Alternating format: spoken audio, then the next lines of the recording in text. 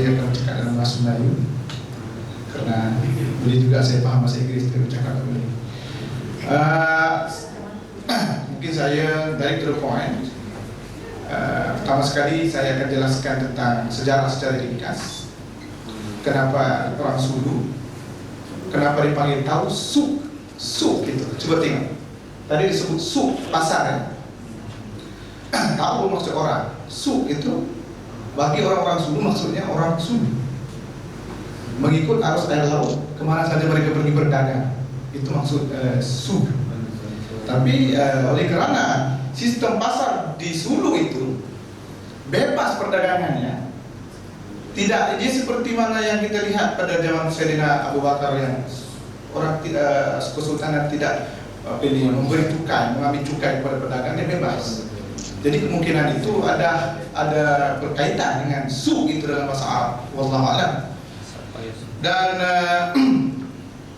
berkenaan dengan dinar dan dirham, orang-orang Sulu terkenal dengan perkataan pilat. Pilat. Kalau tuan-tuan pergi ke Sabah dan dengar orang-orang Sabah mengutuk orang-orang Sulu, dia panggil pilat. Orang-orang Sabah bila dia nampak orang Sulu datang berdagang, orang Sabah, orang Sulu ni dia tak suka bekerja di stand. Dia suka berdagang. Dia sanggup jual rokok di jalan dengan pendapatan RM5 satu hari, RM1 tak kisah. Dan duduk rumah setinggal. Itu sifat orang Sulu di Sabah. Dan orang-orang tempatan di Sabah tidak menyukai orang-orang Sulu sebab dia orang ini datang dikira pendatang haram. Dan dalam bahasa mereka, semua uang yang mereka berurusan itu disebut pilat. Pilat. Maksud pilat perak. Jadi orang Sulu memang terkenal dengan menggunakan mata uang perak, sehingga zaman Filipina mengambil sebenarnya Sulu itu tidak tertakluk karena sehingga zaman Amerika di Sulu, dan Amerika memanggil bahwa orang Sulu ini tidak ada dalam perbendaharaan kata mereka surrender, tak ada. Dan kalau anda tengok kamus bahasa Sulu, dia tidak ada kata perkataan serah diri, dia buang. Tidak ada. Karena di Sulu, di Filipina, kaum yang ditakuti oleh orang Kristen hanya orang Sulu. Karena mereka yang memulakan peperangan dan orang-orang Islam yang ikut dia. Jadi sudah kita dengar ada Moro National Liberation Front (MNLF) itu yang diketuai oleh orang-orang Sulu, dan mereka adalah pembawa panji-panji perjuangan. Jadi berkenaan dengan dinar dirham, nenek saya telah jumpa nenek saya yang masih hidup sekarang, dia usia dia mencecah 80 tahun. Dan saya katakan, saya tanya dia, apakah nenek pernah jumpa ataupun pernah dengar penggunaan mata uang ketika zaman Amerika? Sebab dia masih dah berusia rasa muda, belum kahwin pun. Dia kata orang Sulu dia ada uang emas, dia dipanggil sebagai dublun. Biasa dublun ni dia letak kat sini, dia jadikan apa ni? Roket. Jadikan roket, dia besar. Dia pakai dublun, mungkin dia rasa double dublun. Kemudian dia kata ketika zaman itu nenek ayah keluarga saya ada sebegini panjang, kerana duit emas Sulu ni dia berubah macam Cina. So dia dimasukkan ke satu tali dan diletak di kawasannya, di tempat yang ketika Amerika datang, yang mana Amerika memperkenalkan wang kertas ketika selepas Perang Dunia, maka mereka berdikit-dikit kalau tak ada duit jadi satu. Dia kata dengan satu biji kecil tu mereka boleh hidup sebulan. Jadi saya heran, apakah duit tu? Jadi dia kata memang emas, cumanya kita tak ada contoh untuk kita. Jadi benda ni hilang bila kemasukan duit kertas, wang kertas. Jadi balik kepada tadi perak, sebab saya dengar tadi bahawa perak itu dia lebih penggunaan dia lebih luas. Ya, lebih luas dan lebih utama di. Dan orang-orang Sulu memang menggunakannya perak itu sebab mereka disebut orang pilat. Mana-mana pergi orang bagi ringgit, dia kata berapa pilang? Dia tak sama ringgit. Dia tak sama ringgit, dia pilang. Awak bagi dirham ke, dia bagi Amerika kertas ke, peso ke, dia sebut pilang juga.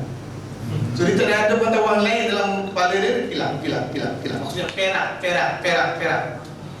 Jadi bukan benda yang susah, sukar ataupun berliku-liku sekiranya kita membawa dinar dirham ini ke Sulu. Jadi apabila Syekh Umar menjelaskan kepada Sultan Bantilan Maizuddin bahwa inilah mata wang dan Sultan memegangnya, dia kata inilah mata wang kami kembali. Jadi ada dua perkara yang menarik dibicarakan tentang kedatangan Syekh ke Sulu. Pertamanya, dia membawa konsep mengembalikan semula maruah Islam dengan dinar dirham. Seperti kita kata tadi, kita punya muslimah tadi bercakap bahwa bukan sebab dinar dirham itu ya, sebab dia wisdom, dia punya dia punya apa yang kita bawa sebenarnya. Jadi keduanya yang saya bawa ialah mengembalikan tarekat Qadiriyah. Karena orang-orang Zulu itu 100 tahun hilang. Dia daripada dulu dia terkenal dengan pengamal tarekat Qadiriyah. Sama Anda sebut dia Naqsyabandi, Qadiri, Asy'ari, apa sahaja, dan mereka hanya kaitkan itu kepada Abdul Qadir Jailani. Dan orang Zulu ni pahaman Islam dia, ini nak jelas sikit supaya kita faham. Dia lebih kepada Muhyiddin Ibn Arabi. Dia banyak falsafah. So kalau berdebat dengan orang Sulu, anda kalah dalam kaedah falsafah. Dia tak faham awak nak wuduk, gini kaki-kaki cuci, dia tak ada. Dia kata dia apa falsafah dia mencuci kaki itu. Dia banyak. So pening. Kalau kita pergi sana memang sah lah, dia sesat orang ni. Tapi kalau dia kata jihad, ada pergi perang, memang itu kegemaran. Itu sebab Holo itu masih terkenal hingga hari ini. Filipina tak boleh takbir sampai ke pergulungan. Cuba tengok. Itu sebabnya orang tak percaya Syekh Badillo masuk ke Holo. Dia kata tipu ni, awak punya apa kata propaganda. Tapi kita keluar ada gambar-gambar, foto semua dalam internet, mereka percaya. Dan dia kata orang Sulu rupanya tak jahat. Sebenarnya yang jahat ni pihak lain yang mengatasnamakan nama orang Sulu. Dan memang orang Sulu itu memang jahat kalau dipijak-pijak. Jangan pijak dia. Semut pun kalau kita ni pun dia gigit. Itu sebenarnya ini bukan orang Sulu ni. Saya rasa kalau dipijak dia mengamuk. Jadi rasanya apabila Syekh Badillo datang ke sana dan membawa rahmat, maksudnya membawa satu idea, bukan idea lama, bukan idea baru, ini idea lama yang dibawa semula mencuci semua idea-idea baru yang khurafat. Jadi tidak susah untuk orang Sulu menerimanya. Semua takbir Allahu Akbar. Jadi kali ini kalau siapa-siapa datang ke Sulu, InsyaAllah bersama dengan Syekh Badillo pada Maulidur Rasul, boleh melihat sendiri dengan mata kepala sendiri siapa sebenarnya orang Sulu.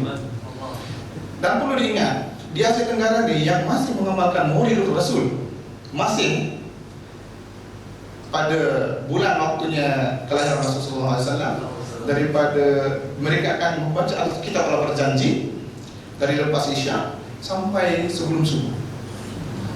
Dia tahan dia, itu dia tahan.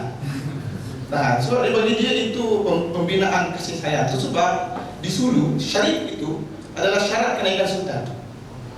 Di syarif sebab dia mencintai Ahlul Bait. Dia kata anda jadi sultan Sulu kena minta izin dengan para syarif, karena mereka yang boleh melihat bukan dari kacamata kemahiran dan mesti pilihan mereka. Dan ini satu keistimewaan bagi orang Sulu yang masih mengasihi. Dan siapa-siapa yang datang membawa idea menghapuskan Sulu, menghapuskan Ahlul Bait, ini adalah musuh mereka yang nomor satu. Sebab anda kalau datang membawa fahaman Madinah sekarang yang dulu, Madinah yang dipanggil mereka sebagai di sana pengajian baru, dia kata sebagai pengajian baru, dan menolak yang semuanya dipanggil khurafat, ini haram, ini haram. Itulah yang kita selalu dengar ada orang berbunuhan sesama orang Islam. berdebat. Orang Sulu ni kalau berdebat, dia kalah, dia tak lari, dia ambil parang, dia kata, kalau awak benar, awak tetap saya dulu. Kalau saya tak lut, maka saya benar. Lepas saya tak lut, saya ambil parang, saya tetap awak. Kamu kena sedia. So ini kaedah. Dan ini sesuai dengan kaedah apa yang ada pada diri Syekh Umar. Dia direct to the point, dia kata benar-benar dan tidak ada rasa takut. Itu sebab orang Sulu terpikat dengan kaedah. Allah Alam, kalau ada mungkin Syekh, saya punya orang tua yang akan bercakap kerana Habib Zakaria ini, dia dulu adalah orang kanan kepada Nur Miswari dalam perjuangan MNLA dan bersama-sama mengangkat senjata. Dan apabila kami generasi muda menyadari bahawa perjuangan mengangkat senjata tidak relevan pada ketika ini, malah dijadikan alat untuk menghancurkan umat, maka saya menulis satu buku tajuk Tawassul dan Kekhususan Sulu, dengan harapan bahawa generasi muda, kami sebagai generasi muda dapat membawa satu pengertian perjuangan yang baru. Jadi apabila Habib Zakaria membaca buku itu dan melihat bahawa di situ ada kebenaran, dan kebetulan dia pula memang mencari idea dan memang menyokong Kesultanan Sulu, dia masuk bersama-sama. Dan sekarang ni alhamdulillah dia menjadi penasihat utama antara Sultan dengan rakyat. Di antara Sultan dengan rakyat, dia di tengah. So alhamdulillah dia berada bersama kita pada hari ini, boleh memberi dua kata untuk kita sama-sama mengambil pengajaran Allah. Assalamualaikum warahmatullahi wabarakatuh. Bismillahirrahmanirrahim. Assalamualaikum warahmatullahi wabarakatuh. Alhamdulillahirabbil alamin. Wassalatu wassalamu ala asyrofil mursalin wa ala alihi wa sahbihi ajma'in. We are glad to be with you today, this afternoon, to talk about dinar and dirham from the Sulu point of view. First of all, I would like to emphasize that we have reasserted our independence last year, or to be exact, last November 17, 2010. And alhamdulillah, until today, we have not met any resistance from the government of the Republic of the Philippines. Either they have accepted that we are really independent now, or they just don't want to disturb the hornet's nest.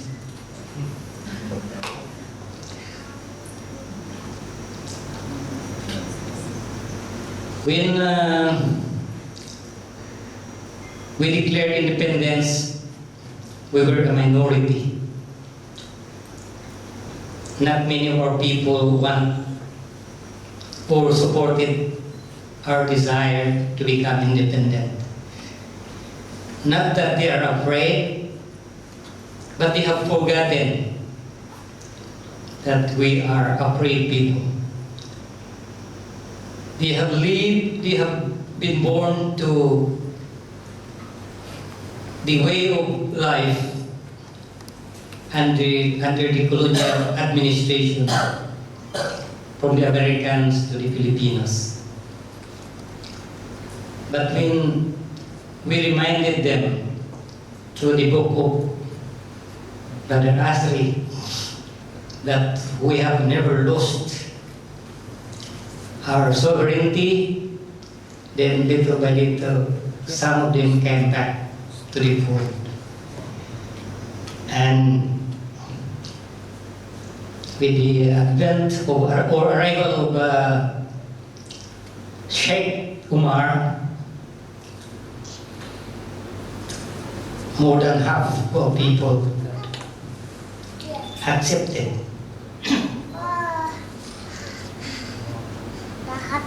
And I think comes February 11, there will be tens of thousands of them who want to see the gold dinar come back to Sulu.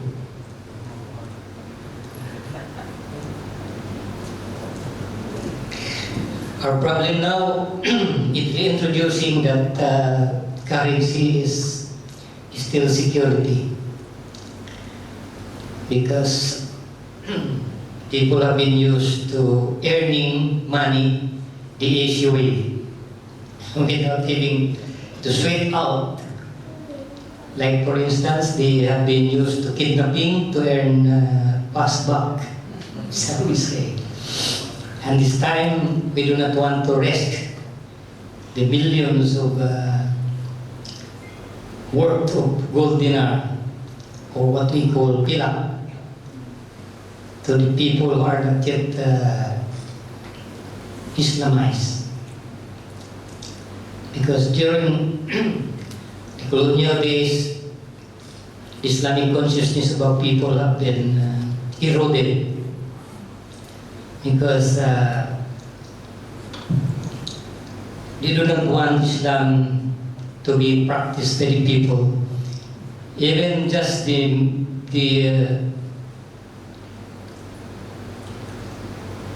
the word jihad, they don't want it to be printed as much as possible.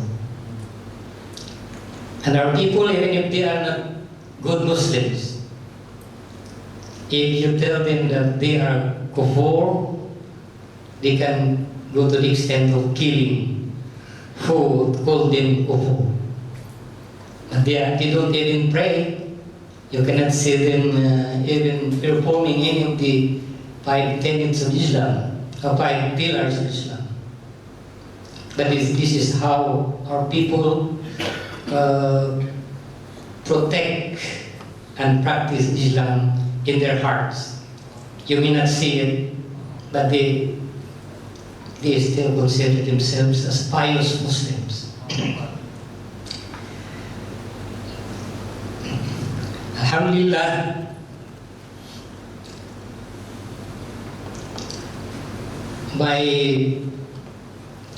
with the coming of, as I said, with the arrival of Brother Sheikh Kumar and his group and his party to Sulu, it opened the hearts and minds of the people that we are really on the right track, or that we have support from abroad. That is what is most important to them, is the support.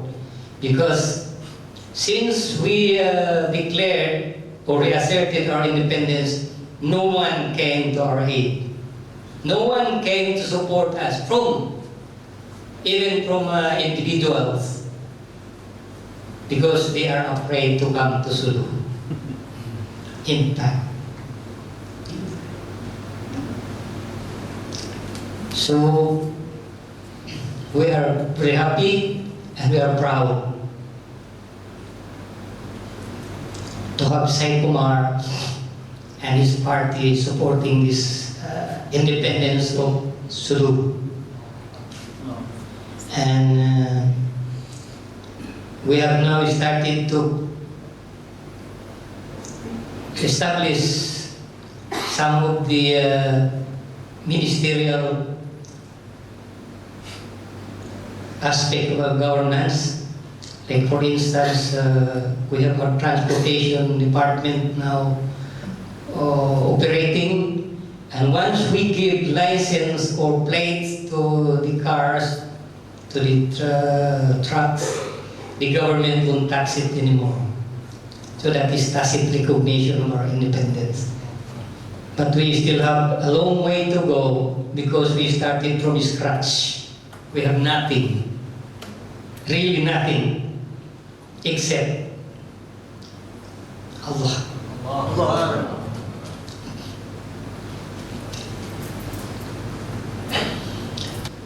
More than 30 years with the Moro National Liberation Front. I was a member of the Central Committee. Sadly, the MNLF went the wrong way, and even destroyed the foundation of our independence movement.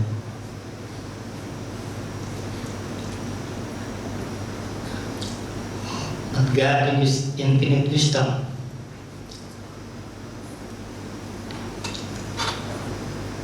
give us the right guidance.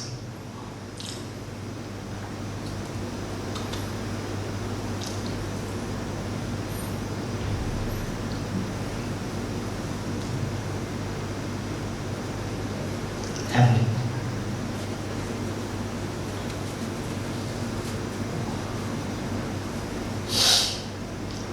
It is hard to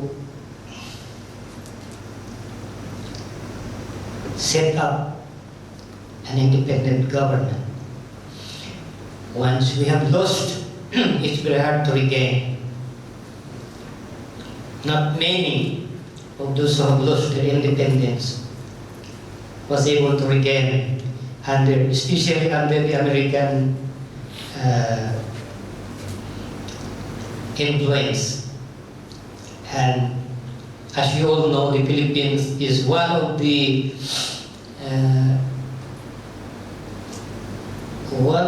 adopted sons of America. But Alhamdulillah,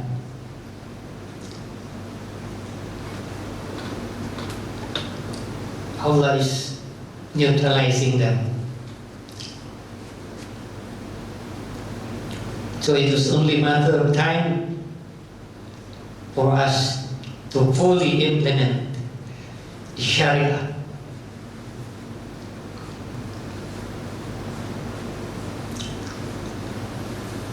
Through dinar and dirham, there will be no riba. And as our name, the name of Sulu is Darul Islam, so all the Muslims of the world are welcome.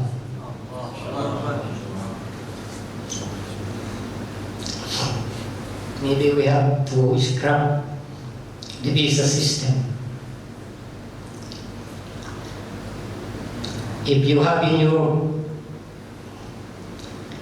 passport that says you are a Muslim, you can come in without visa. Alhamdulillah. That is the meaning of Darul Islam.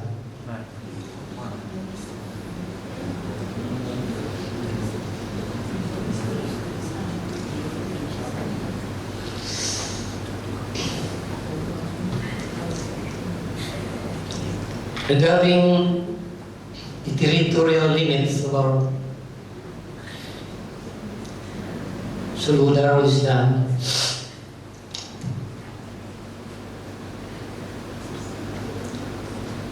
it will hurt some of our neighbors.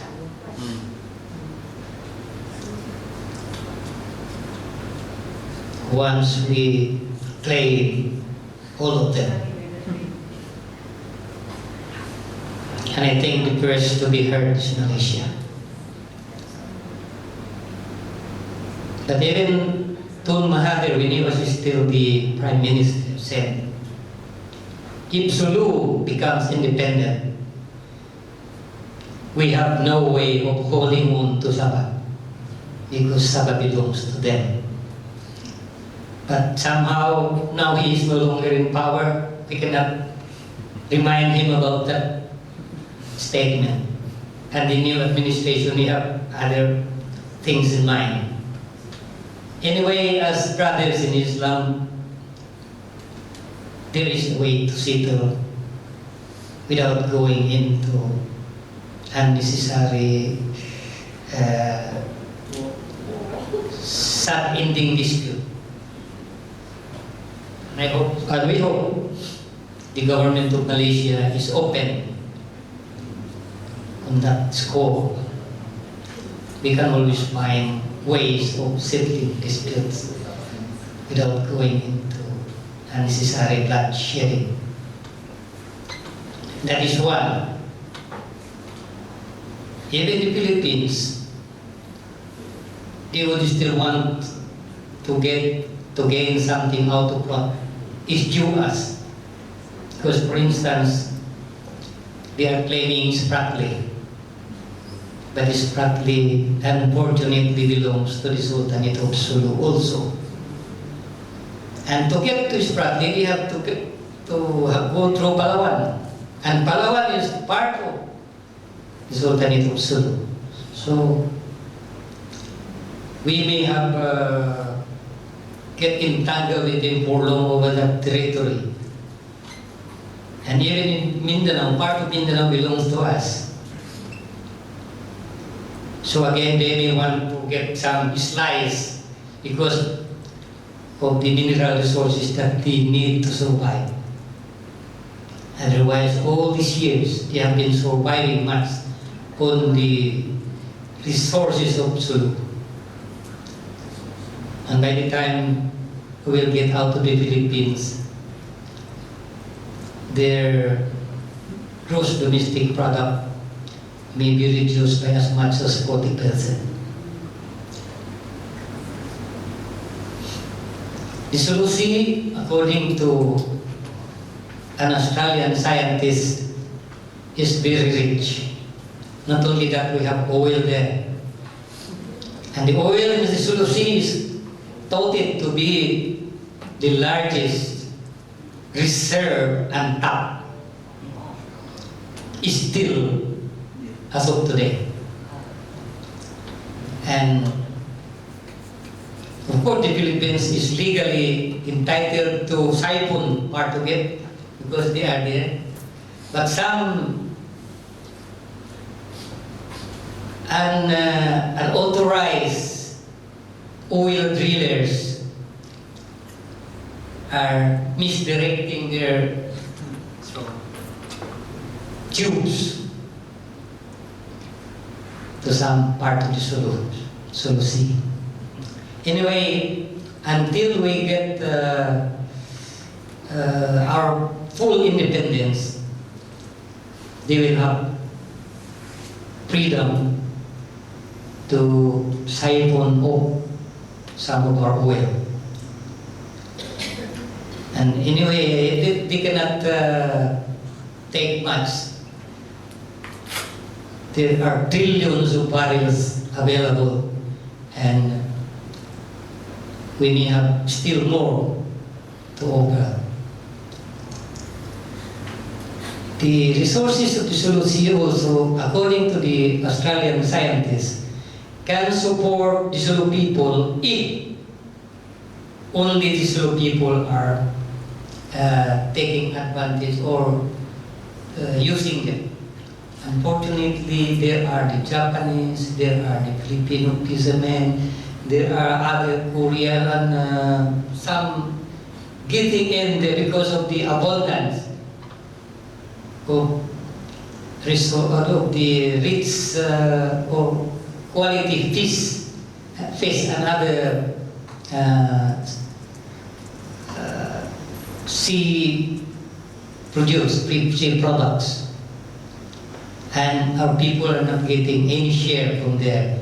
Even for our daily needs, fish supply is now getting lower and lower because the fish, the bigger ones are not coming to the shore anymore. And our small fishermen cannot go out there and compete with them because they have big nets and big catchers. They have all the electronic equipment to draw fish to their own nets, while we are using the old method of fishing. The most we could get is only good for local consumption. We cannot export. Even for local consumption is not enough sometimes. So we bank on the support of our brothers, sympathetic Muslims, to get us through the hard times while we are still building from nothing. And beyond our hope in the greatness and omnipotence of Allah Subhanahu wa Ta'ala, we have our brothers Sheikh Umar and his group, who is maybe guided by Allah to come to our aid. Alhamdulillah, we are failing it. We are failing very, very strong with that. And hopefully, not long from now, we can unite our people. If not 100%, 99%. Alhamdulillah. So it's about time. Billahi taufiq wal hidayah. Assalamualaikum warahmatullahi wabarakatuh. As a gesture of support to our Zulu brothers, we give them our due recognition in our new logo for Muamalah Madinah, where Jolo is mentioned here. So it be Nusantara brothers of Jakarta, Jolo, Kuala Lumpur, and Singapore, who unfortunately has gone back. But this is it. Inshallah, we'll be making this branding popularized throughout all our activities in the near future. Okay, thank you very much. Assalamualaikum warahmatullahi wabarakatuh. Saya nak tunjukkan kepada saudara Azri Moro. Saya telah membaca buku tentang persoalan Moro ni, Zulu ni. Dia ada dua jalur kan? Ada dua jalur asasilah kan? Yang sekarang ni jalur mana itu? Jalur yang tombak. Yang kedua. Jalur yang tombak yang kedua lah. Tapi disah yang kedua lah. Tapi telah diterima oleh rakyat dan juga syura kan. Alhamdulillah. Di situ saya ada.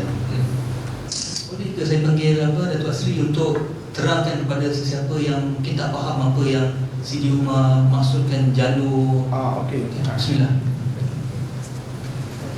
Sebenarnya soalan tadi merujuk kepada asasnya ialah kenapa banyak sangat Sultan Zulu.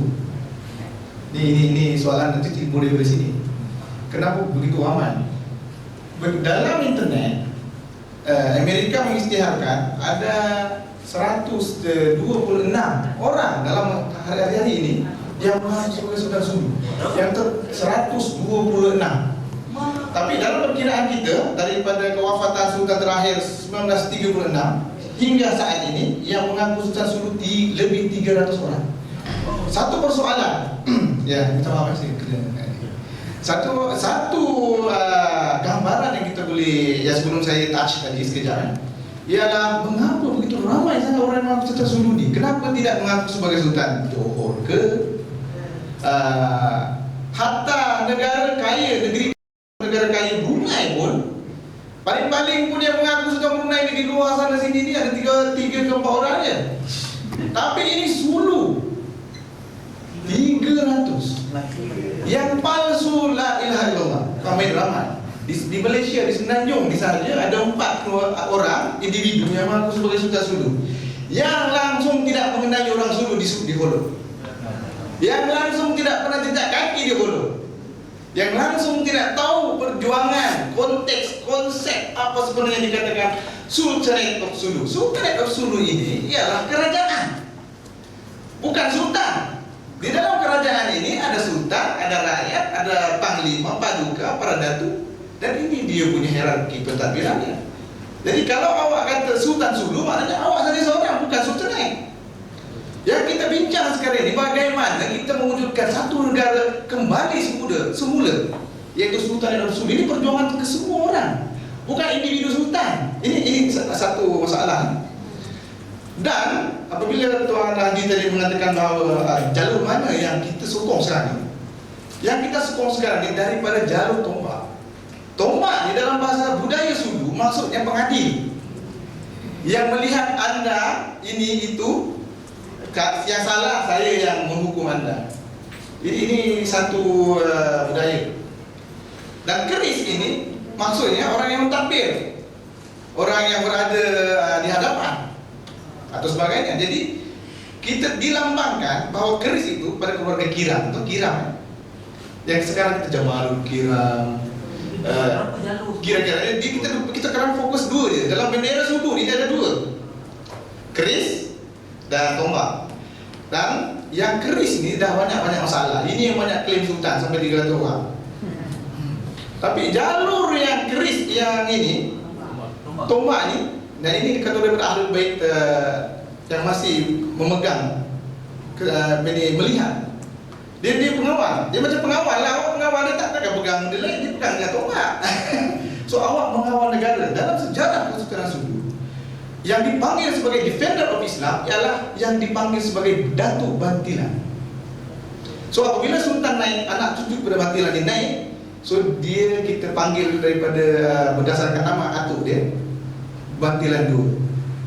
Itu sebab Sultan Bantilan Muhammad Muizzuddin II, maksudnya yang kedua, defender of Islam.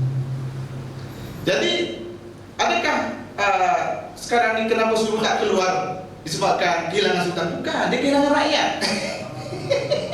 Sultan banyak, tapi siapa yang boleh memanggil rakyat semula bersatu di bawah Kesultanan Sulu, membuang kewarganegaraan Filipina? Ini yang tak ada. Yang hang datang sini klaim sultan dan bagi datuk, siapa awak? Siapa yang mengambil, memberi 30,000 ringgit kepada individu yang mengaku Sultan Sulu sebab nak dapatkan datukship?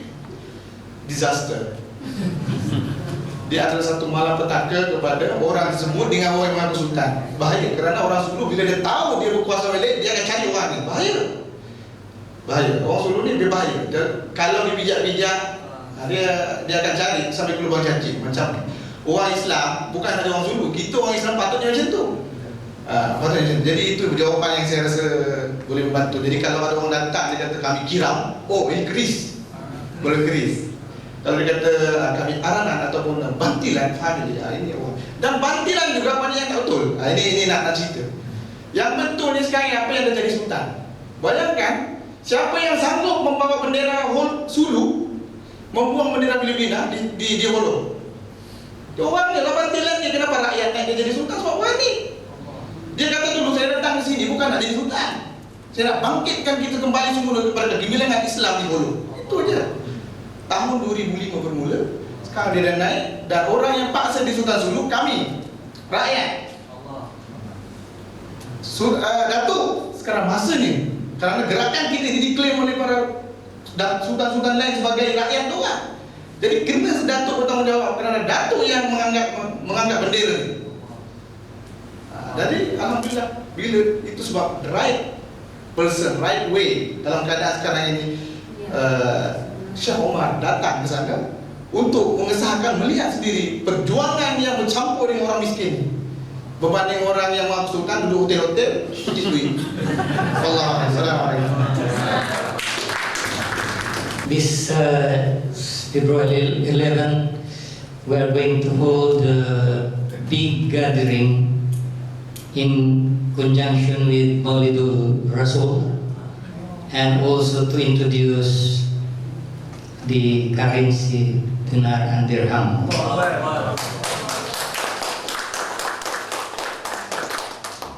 Sheikh Umar is in Kazakhstan only for that purpose. Maybe if there are other side purpose, he may have, but one of the most important purpose of his going to Kazakhstan was for the main thing of Sulu dinar and dirham.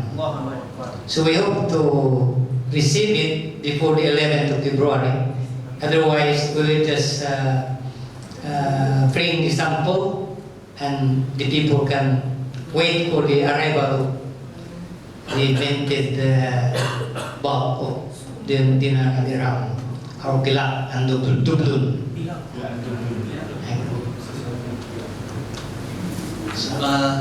Betul ke saya? Pilak adalah duit perak, dublun adalah duit emas, dinar. Okey.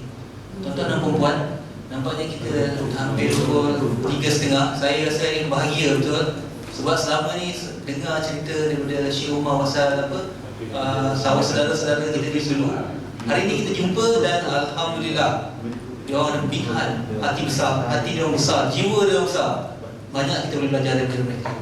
Wah, pada saya rasa tersentuh lah bila kasih dia orang pada Rasulullah SAW kan, macam tadi Siti Umar cakap pasal apa, Dina ni kasih kan, rahmat Allah Ta'ala, dan alhamdulillah rahmat Allah Ta'ala kita boleh jumpa kat sini kan. Jadi untuk menutup ni saya mohonlah cikgu saya di rumah untuk menutup, dan mungkin boleh baca doa sikit. Bismillah.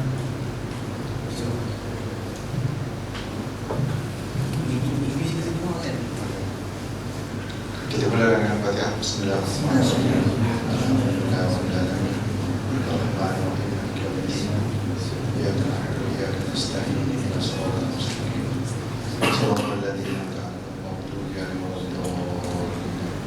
Bismillahirrahmanirrahim. Alhamdulillahirabbil alamin. Hamdan yu'affi ni'matuka fi mazidah. Udah kamu kama yang bagi jalal wa ajtal karim wa sultani. We ask Allah for the blessing of this gathering. We ask Allah to give us strength. We ask Allah to return Islam, Iman and Ihsan to us. We ask Allah to protect our Sheikh Umar Ibrahim Wadilo. We ask Allah to bless the people of Sulu. We ask Allah to bless all the people of the Nusantara. We ask Allah to give us success. We ask Allah to increase our love for the Rasul. We ask Allah to give us knowledge. Subhanallah, wa bihamdihi, wa salamun ala al-mursalin, walhamdulillah.